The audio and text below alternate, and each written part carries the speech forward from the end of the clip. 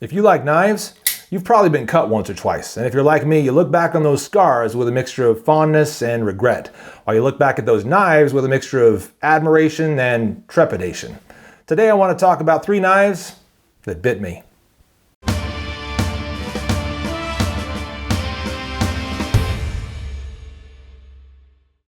Now, before I show you some of these knives and tell you some of these stories, it's really important to note that in each of these cases, it wasn't so much the knife that cut me as it was my own stupidity. When you're using the proper amount of care, the proper technique, and you're thinking about the environment and the cutting task that you have, you can avoid cutting yourself. And remember, it's not the knife that does the cutting, that's just the tool. It's you, the person controlling that tool, that gets the job done. So do the job right. Don't go to the emergency room. It's also important to note that there was a mechanical failure on one of these knives. In every case, including that one though, I could have avoided the injury if I had just used my brain.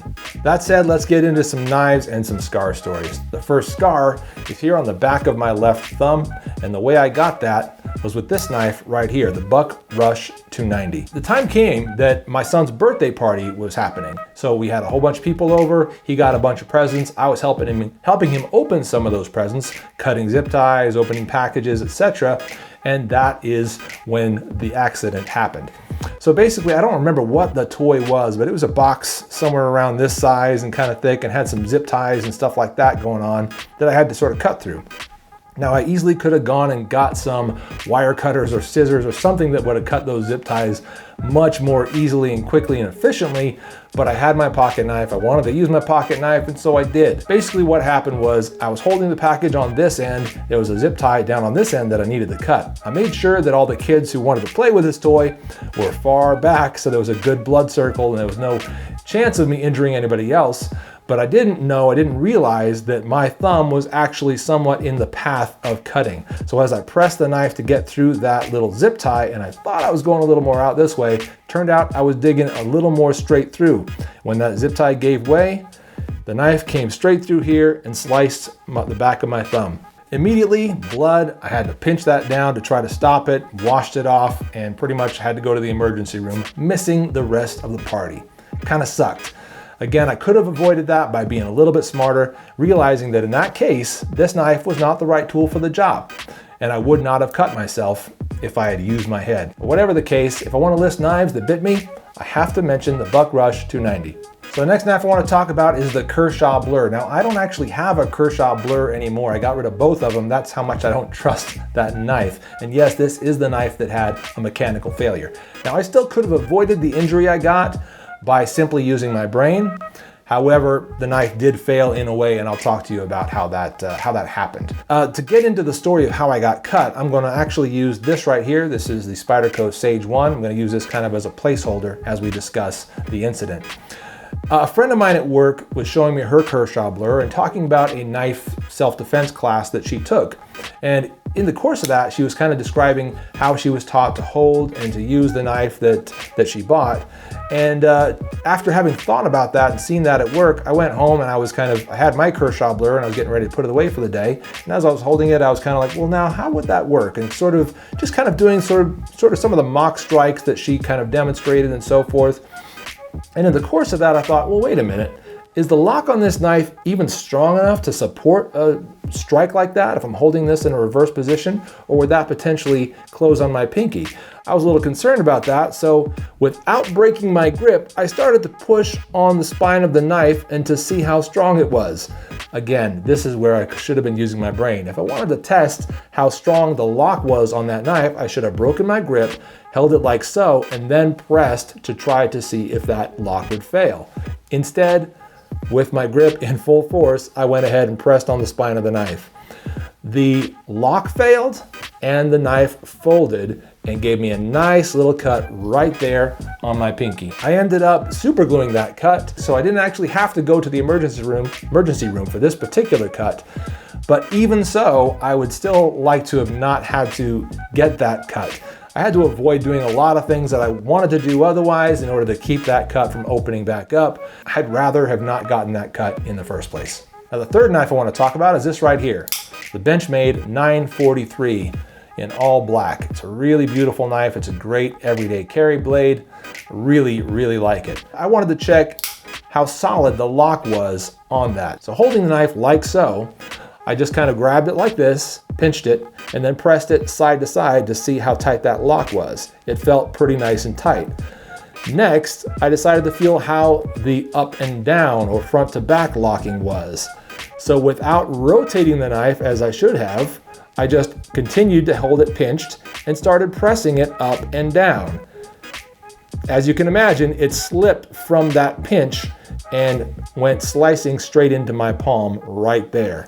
So I've got a little scar in the center of my palm, which probably won't show up on camera, but there it is. Again, in that situation, if you want to check the lockup of your knife, there's nothing wrong with doing that. You're just ensuring the quality of it and your trust in it for the daily tasks you might put it through. But if you're going to do that, always grab it from the spine, perhaps even break your grip and remove it from the path of the blade, of the edge. So you can press forward and back just fine without any danger of ever cutting yourself. If that does break, that lock does break in some way, it will just, and I'll break the lock to demonstrate, it will just fold on into the knife where it's safely supposed to go anyway. So yes, a bit of a lesson learned there. Definitely something I should have thought to do from the beginning without ever having to cut myself in order to learn that lesson. But that's the story of how the 943 gave me a nice little scar in the center of my palm. I told you I was going to share 3 stories, but I figured I'd throw in a little bonus. So in this story, I'm going to tell you about how I made this and about how I got a scar on this finger and that finger using a wood chisel. Basically, what you see right here is the product of a project my son and I worked on for his Pinewood Derby for Cub Scouts. So this was his Pinewood Derby car. And for those Star Wars buffs out there, you can tell what this is supposed to be. Now, the way the accident happened was basically in building this, and luckily I did the dangerous work so my son wasn't at risk of getting any kind of an injury. But when I got to this point right here, where you see the 3 sort of fake engines for this car, or land speeder, what I had to do was basically kind of chisel away and to remove some of this wood material here, because that started off as a big block like that. So using that wood chisel, I had my hand on this end of the car, and I began to slide the chisel down like that, removing little bits of wood here and there, and on top and the side, and so forth.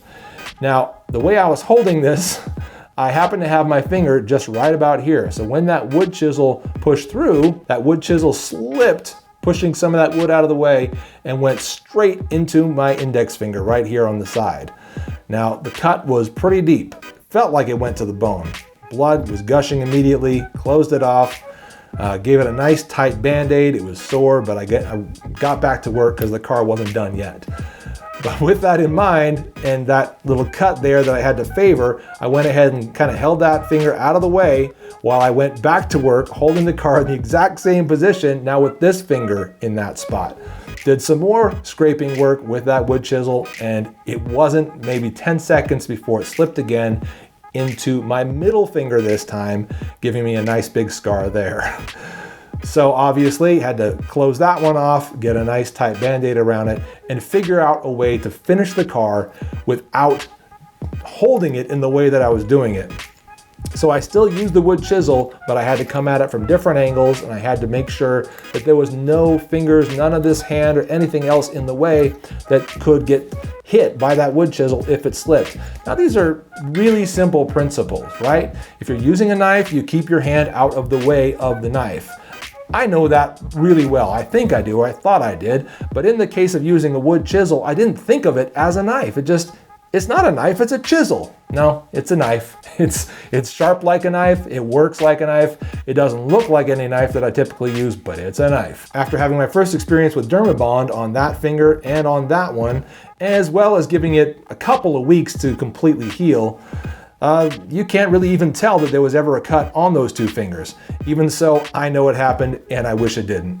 Once again, I want to emphasize that if you got cut while using a knife, it's probably your stupidity that cut you and not the knife. Even in situations of mechanical failure, if you use your brain, you can avoid getting cut. Even so, it's fun to reflect on those relatively minor injuries we've had and to think about the lessons we've learned from them. I'm Late Boy Scout. Thanks for watching. Benchmade 943 is another excellent example of overall dimensions influencing what category it goes into for me. The 943 is an EDC blade. Even though it's a 3.5-inch blade at least,